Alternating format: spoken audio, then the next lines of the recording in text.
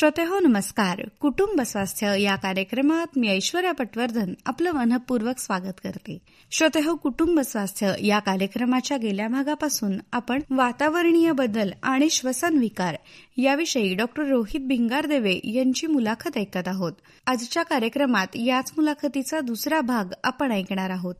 चला तर सुरुवात करूया मुलाखतीला.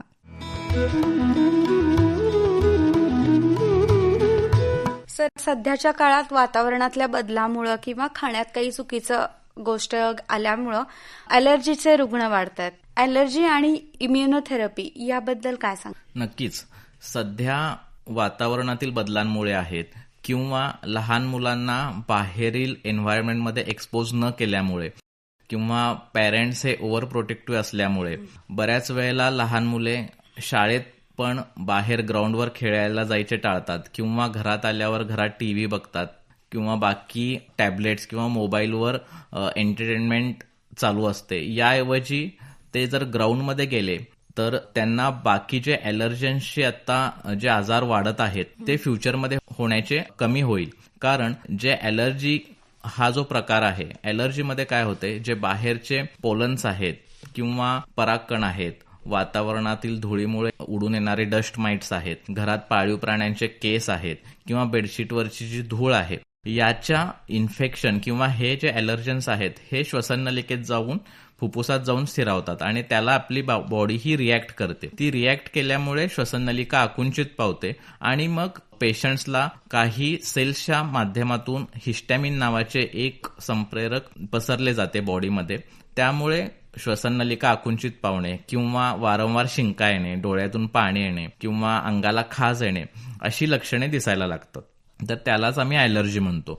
आता ही ॲलर्जी ही वेगवेगळ्या प्रकारची असते. कुठल्या गोष्टींपासून ॲलर्जी आहे हे जर आपल्याला शोधायचे झाले तर त्याला एक टेस्ट असते, त्याला स्किन प्रिक टेस्ट असे म्हणतो आम्ही, ज्यामध्ये आपल्या हातावर किंवा पाठीवर किंवा लहान मुलांमध्ये मांडीवर हे स्किन प्रिक टेस्ट केली जाते. यामध्ये कमीत कमी 50 जास्तीत जास्त 200 पर्यंत ॲलर्जन्स आम्ही हे टेस्ट करतो. ही टेस्ट झाल्यावर आपल्या पेशंट्सला एक्झॅक्टली कुठल्या गोष्टींपासून ॲलर्जी आहे हे निदान होते आणि त्या गोष्टींपासून पेशंटने थोडेसे दूर राहावे. जर आपल्याला एखाद्या गोष्टींची फूड ॲलर्जी असेल तर अशी गोष्टी जेवणात अवॉइड करणे किंवा जेवणात घेणे टाळणे हे श्रेयस्कर ठरते. आणि इम्युनोथेरपी जर म्हटले तर ज्या लोकांना स्पेसिफिक ॲलर्जन्सचे निदान होते किंवा पर्टिक्युलर ॲलर्जीपासून त्रास आहे असे जर आपण निदान झाले तर अशा पेशंट्सला आम्ही त्याचा एक कमी केलेला डोस हा औषधाच्या माध्यमातून दिला जातो. त्यालाच इम्युनोथेरपी म्हटले जाते.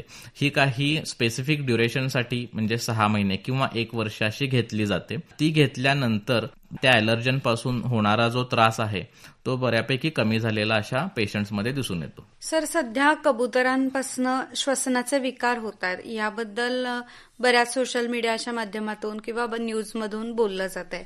तर खरोखर ह्या कबुतरांमुळे श्वसनाचे विकार होतात का आणि ते किती गंभीर स्वरूपाचे असतात? नक्कीच. कबुतरांमुळे हिस्टोप्लाझ्मोसिस आणि इंटरस्टिशियल न्यूमोनायटिस म्हणजे फुफ्फुसात जाळी होणे, सोप्या भाषेत सांगायचे झाले तर असे गंभीर आजार होतात. आणि ह्या आजारावर सध्या मॉडर्न मेडिकल सायन्समध्ये लंग ट्रान्सप्लांट शिवाय काहीही पर्याय नाही दुसरा. हे आजार म्हणजेच फुफ्फुसात जाळी होणे हा आजार फार वेगाने पसरतो आणि पेशंट्स 3 ते 4 वर्षात बाहेरील ऑक्सिजन शिवाय राहू शकत नाही. पेशंट्सला कंटिन्यू ऑक्सिजन द्यावा लागतो. पेशंट्सच्या फुफ्फुस ही फायब्रोसिस झाल्यामुळे पेशंट्सच्या फुफ्फुसाची कार्बन डायऑक्साईड आणि ऑक्सिजन ही एक्सचेंज करण्याची क्षमता ही कमी होते, म्हणजे नाहीशी होते आणि त्यामुळे पेशंट्सला हा कंटिन्यू ऑक्सिजन द्यावा लागतो. काही वेळानंतर असे होते जेव्हा पेशंट हा फायब्रोटिक स्टेजमध्ये जातो तेव्हा बाहेरून किती जरी आपण ऑक्सिजन द्यायचा प्रयत्न केला तरी तो ऑक्सिजन फुफ्फुसातून पेशंटच्या रक्तात पसरत नाही. त्यामुळे पेशंट्स हा अल्टिमेटली रेस्पिरेटरी फेल्युअरमुळे पेशंटची डेथ होते. त्यामुळे हे जे आजार आहेत कबुतरांपासून होणारे, हिस्टोप्लाझ्मोसिस आहे किंवा इंटरस्टिशियल लंग डिसीज आहे, हे आजार हे फार भयानक आहेत. कबुतरांची विष्ठा किंवा कबुतरांची पिसे यामधून जे एरोसोल्स निघतात हे ह्युमन बॉडीला फार ॲलर्जिक आहेत. हे एरोसोल्स जेव्हा कबुतरांची विष्ठा ही वाळते तेव्हा त्याच्यातून हवेत पसरतात आणि ते नाकाद्वारे श्वसन नलिकेद्वारे आपल्या फुफ्फुसात जाऊन स्थिरावतात. त्यामुळे फुफ्फुसात ॲलर्जी तयार होते या एरोझोल्सला. त्याच्यामुळे जी रिॲक्शन होते आणि त्यामुळे जे पेशंटचे फुफ्फुस आहेत ते फायब्रोसिक स्टेजमध्ये कन्व्हर्ट होतात. त्यामुळे फुफ्फुसाचे जे कार्बन डायऑक्साईड आणि ऑक्सिजनची एक्सचेंज करण्याची क्षमता आहे ही कमी होते. यालाच इंटरस्टिशियल लंग डिसीज म्हणतात आणि हा अल्टिमेटली पुढे जाऊन फायब्रोसिसमध्ये टर्न होतो. त्यामुळे कबुतरांपासून आपले संरक्षण करणे हे फार गरजेचे आहे. त्यांना बाल्कनीमध्ये त्यांची घरटी न होऊ देणे, तसेच आपल्या अपरोक्ष कधी कधी आपले जे एसीचे आउटडोअर युनिट असते त्याच्यामध्ये कबुतरांचे घरटे होतात, त्याच्यात ते अंडी घालतात आणि त्याचे जे आपले एसीचे आउटडोअर युनिट आहे ते क्लीन न केल्यामुळे कधी कधी त्याच्यातून आपल्या एसी द्वारे कधी कधी आपल्या बेडरूममध्ये जे कबुतरांच्या विष्ठेतून पसरणारे जे एरोसोल्स आहेत ते पसरले जातात. त्यामुळे कबुतरांची जे रहिवास आहेत ते आपल्या रहिवासापासून दूर ठेवणे हे फार गरजेचे आहे.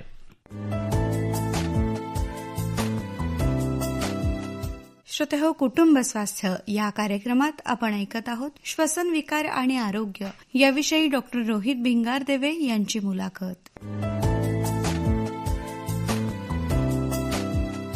सर, यासोबतच सध्याच्या काही वर्षांचा विचार करता भारतात क्षयरोगाचं प्रमाण सुद्धा वाढताना दिसतंय. तर श्वसन किंवा खोकल्याच्या माध्यमातला क्षयरोग जो असतो याबद्दल अधिक माहिती काय सांगाल? भारतात जगातील जे टीबीचे रुग्ण आहेत म्हणजे क्षयरोगाचे रुग्ण आहेत त्याच्यापैकी जवळपास 70% जे रुग्ण आहेत ते भारतात सापडतात आणि दरवर्षी कमीत कमी 1 लाख रुग्ण हे क्षयरोगामुळे दगावतात. हे फक्त भारतातला आकडा आहे. याच्यातून आपल्याला क्षयरोगाची तीव्रता किती आहे किंवा त्याच्यामुळे किती लोक दगावले जातात याची कल्पना येऊ शकते. क्षयरोग हा प्रामुख्याने खोकताना जे आपले एरोझोल्स बाहेर निघतात त्याच्यातून पसरतो.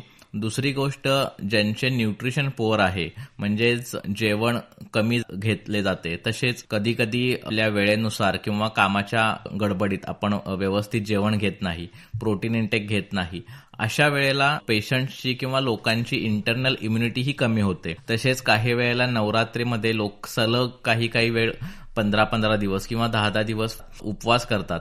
त्यांच्यामुळे पेशंटची लोकांची प्रतिकारक शक्ती ही बऱ्यापैकी कमी झालेली असते. आणि मेट्रो सिटी म्हणजे पुणे किंवा मुंबई अशा शहरांमध्ये जिथे लोकसंख्या जास्त आहे आणि तिथे लोकांचा आपापसात कॉन्टॅक्ट फार जास्त येतो, अशा वेळेला जे ट्युबरक्युलोसिसचे पेशंट सोसायटीमध्ये आहेत त्यांच्या खोकल्यातून जे क्षयरोगाचे जंतू पसरतात ते फुफ्फुसात जाऊन स्थिरावतात आणि आपली प्रतिकारक शक्ती ही कमी असल्यामुळे त्याचे रूपांतर हे ऍक्टिव्ह क्षयरोग म्हणजे ऍक्टिव्ह ट्युबरक्युलोसिसमध्ये होते. सर, या क्षयरोगाची उपचार पद्धती कुठल्या प्रकारची असते? क्षयरोग हा मेनली 2 प्रकारचा असतो. एक म्हणजे पल्मोनरी ट्युबरक्युलोसिस आणि दुसरा म्हणजे एक्स्ट्रा पल्मोनरी ट्युबरक्युलोसिस म्हणजेच फुफ्फुसाचा आणि फुफ्फुसाच्या व्यतिरिक्त इतर अवयवांचा क्षयरोग.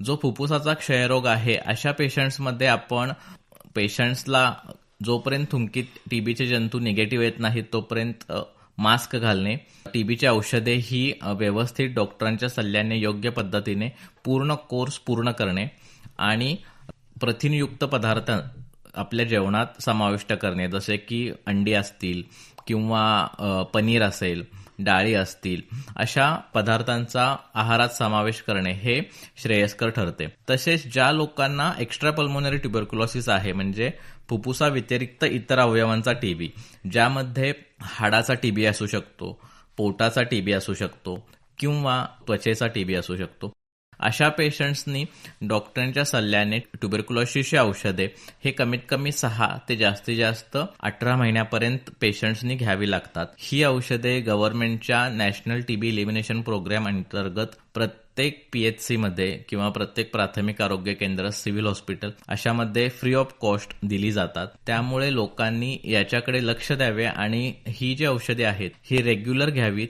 काही वेळेला पेशंट्सला ट्युबरक्युलोसिसची औषधे घेतल्यानंतर काही साईड इफेक्ट्स जाणवतात, जसे की पेशंट्सला मळमळ होते, अंगाला खाज येते किंवा जॉईंट्स हाडे वगैरे दुखायला चालू होतात.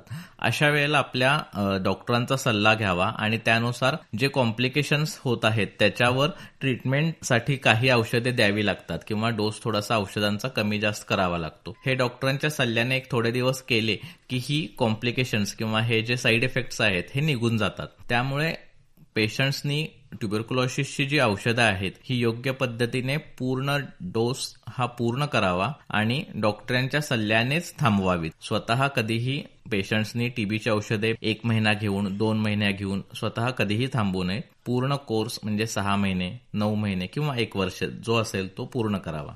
सर, टीबीच्या पेशंटनी विशिष्ट अशी आणखी काही काळजी घेतली पाहिजे का? ट्युबरक्युलोसिसच्या पेशंट्सनी स्वतःबरोबर इतरांचीही थोडीशी काळजी घ्यायला पाहिजे. जसे की आपल्याला जर थुंकीत टीबीचे जंतू पॉझिटिव्ह आले असतील तर कंपल्सरी पहिले 2 महिने किंवा जोपर्यंत थुंकीत टीबी जंतू निगेटिव्ह येत नाहीत तोपर्यंत N95 मास्क घालून वावरणे, लहान मुले किंवा म्हाताऱ्या माणसांपासून दूर राहणे, स्वतः प्रथिनयुक्त पदार्थ किंवा प्रोटीन रिच फूड हे आपल्या डाएटमध्ये समाविष्ट करणे आणि पूर्ण औषधांचा कोर्स हा पूर्ण करणे. तसेच जर आपल्याला थुंकीतून रक्त आले किंवा जर खोकला वाढत असेल, औषधे टीबीची घेऊनही आपले वजन वाढत नाहीये, भूक आपल्याला कमी लागतेय, अशी जर लक्षणे दिसत असतील तर तज्ज्ञ श्वसनरोग तज्ज्ञांकडे जाऊन आपले ट्युबरक्युलोसिसचे पुढचे निदान हे करून घेणे अधिक श्रेयस्कर ठरते. जसे की काही पेशंट्सला ड्रग रेझिस्टंट टीबी म्हणजेच मोठा टीबी याचे निदान होते. अशा वेळेला त्याची औषधे ही टीबीच्या औषधांपेक्षा ही पूर्ण वेगळी असतात. त्यामुळे अशा पेशंट्सनी जर आपल्याला जर वरील लक्षणे आढळली तर नजीकच्या श्वसनरोग तज्ज्ञांकडे जाऊन आपली तपासणी करून घेणे हे अधिक गरजेचे ठरते.